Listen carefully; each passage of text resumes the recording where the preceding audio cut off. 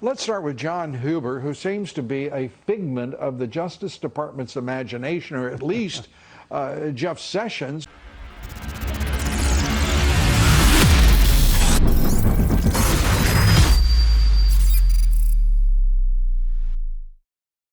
Our next guest, contacted by Huber after he wrote about whistleblower evidence alleging Clinton Foundation wrongdoing. Joining us tonight, award-winning investigative reporter, Fox Business contributor John Solomon, who has contributed more than any other journalist to what we know about Spygate. John Solomon, good to have you with us. Good to be with you, Lou. Let's start with John Huber, who seems to be a figment of the Justice Department's imagination, or at least Jeff Sessions, while he was Attorney General for that brief interregnum. What is going on? How did we get here with Mr. Huber? So my reporting very early on indicated that this wasn't a very serious referral. I think early on Fox, I might have even said it might be a head fake. You know, it was at a time when Jeff Sessions was having a difficult relationship with the president. He was frustrated by a lot of different issues. And I think this was a deflection, an effort to make the president happy by announcing something. But very early on, I saw zero activity of investigating. It looked like just a paper review. And that was confirmed a year ago, because a year ago I broke a story saying in 2017 a couple of former federal investigators filed a whistleblower complaint, and the Justice Department didn't even know about it.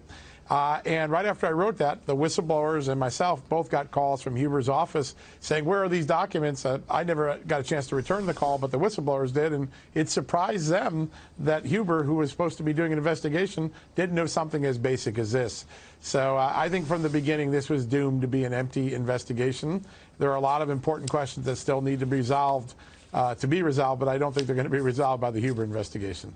Well, obviously not with John Huber, but at the same time we're getting some indication that the William Barr Justice Department is not ready, even though he has done absolutely nothing in those years as some form of investigator. You can style it as you wish, certainly not a successful one.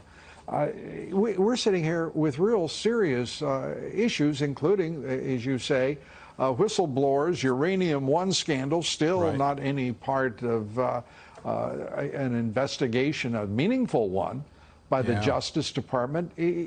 Where are we? I mean, this is the idea that $145 million changed hands for what is effectively 20% of America's uranium assets is a big damn deal by anyone's standards.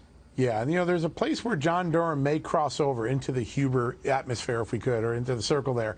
And I think it's on the question of, did the CFIUS, did the Obama administration review that approved Uranium One, did they learn before they approved it there was a criminal investigation of Rosatom that showed that Rosatom was engaged in the United States on U.S. soil in bribery, kickbacks, extortion, and the corrupting of our nuclear transportation company?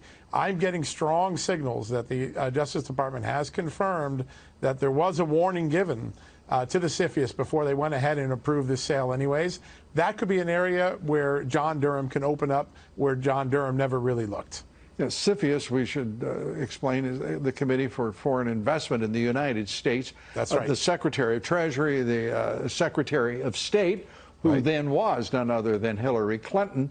The Obama administration driving that committee, it was a rubber stamp. By the way, not only under the Obama administration, but previous administrations as well, which is part of the problem.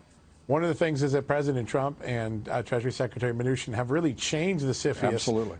And they're giving a much more aggressive review, which I think should be comforting to Americans to know that national security has been put forefront for the first time in these CFIUS reviews, for the first time in a long time. Your thoughts about the president's assertion to Laura Ingraham that he will insist upon executive privilege, whether if John Boehner decides he's going to testify under subpoena? Yeah. It's not surprising. I think the president has talked many times about protecting the privilege not only for himself but for future presidents, and there's no more sensitive relationship than the National Security Advisor and the president. Doesn't surprise me. We'll see if it gets to that point, but not surprising to me at all.